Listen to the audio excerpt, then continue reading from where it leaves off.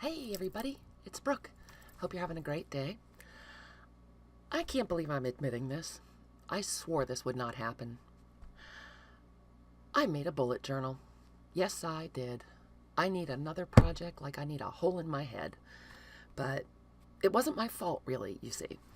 I was finishing up Grandma's kitchen drawer, and I was listening to Leanne at Creatively Free to Be Me, which nice old man will link down below. She's amazing. She's great. But I had it on autoplay and was just kind of minding my own beeswax, working on my journal. And the next video that came up from her was her bullet journal setup.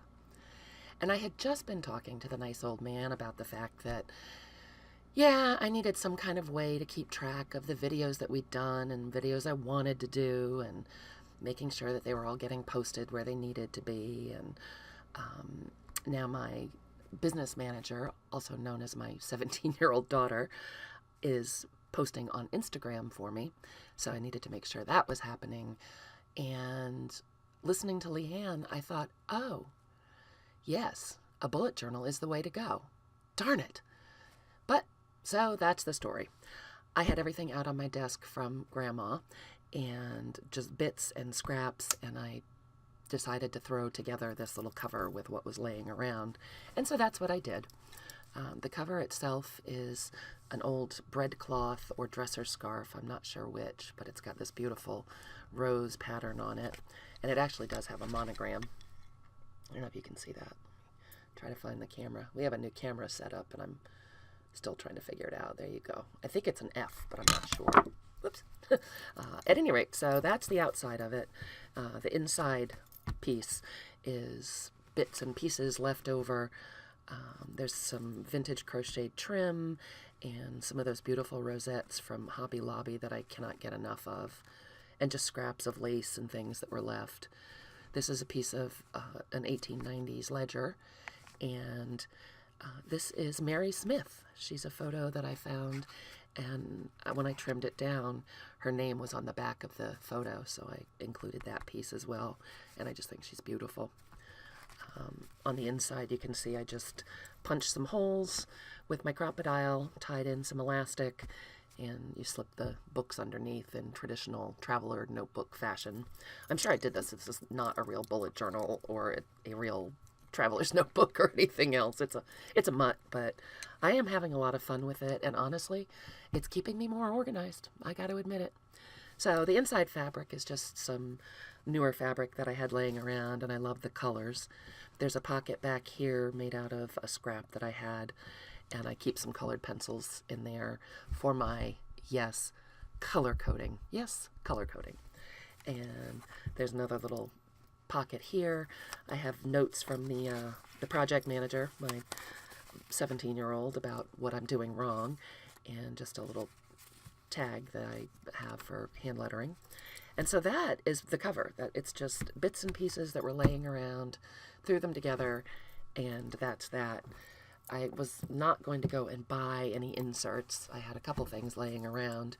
This is an insert from Michael's, the Kelly Creates line. Yeah, Kelly Creates. And I had this. It's a dot grid. And I just stuck a couple stickers on the front.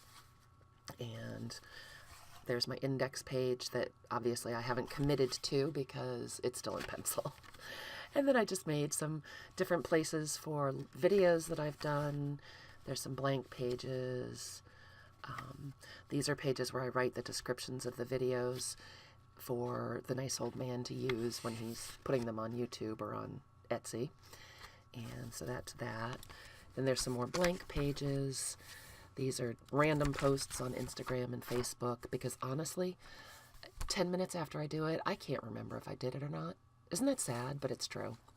These are some things I want to do. When I think of them, I can write them down. These are some video ideas. And then there's just more blank paper. In case anyone ever has a request, I have a place to put requests. So just various information that helps me out. And I get to play with my pens, particularly my gel pens, which I have rediscovered and I'm loving. So that's one insert that I did buy. I made one with some scrapbook paper, and I don't know if you can see it. Again, haven't committed, but it says craft show information. And we've been talking about perhaps doing some craft shows this summer. And so this would be where I would keep notes. Just put in some graph paper and some dot paper that I had. And we can keep some notes on shows and contacts, whatever info we need. This one I made, again, I sort of pirated another book that I had, used some graph paper and bound it. And this is for more personal things. I screwed up a page, so I stapled this tag in. And this is for keeping an eye on my Fitbit tracker info. And there's March on that one. And that's pretty much all that's in there right now. And then finally, this is another one that I pirated from, I think, those Michael's sort of TN fakes that were available last year. I love the craft paper, but it was too big, so I sort of stole the pages and rebound it. And this is all things that I can practice my brush lettering in when I'm sitting around and I'm bored. I can keep it with me. So that's what that is. And I actually didn't bind those pages in yet. They're just kind of flapping around. I made a few paper clips with scraps of fabric that were on my desk. And that is pretty much that for my bullet journal thing. And yeah, again, it's not right. It's not how you're supposed to do it. It's my crazy version of it. But I do have to admit, it is helping me keep more organized. And it's fun coloring in all those little blocks. So that's my story, and I'm sticking to it. Thank you so much for being here and spending your time. Give us a thumbs up, like, subscribe if you feel so inclined. We'd love to have you. All the information on stalking us on social media will be linked down below. And you guys have a great night. Thanks. Bye.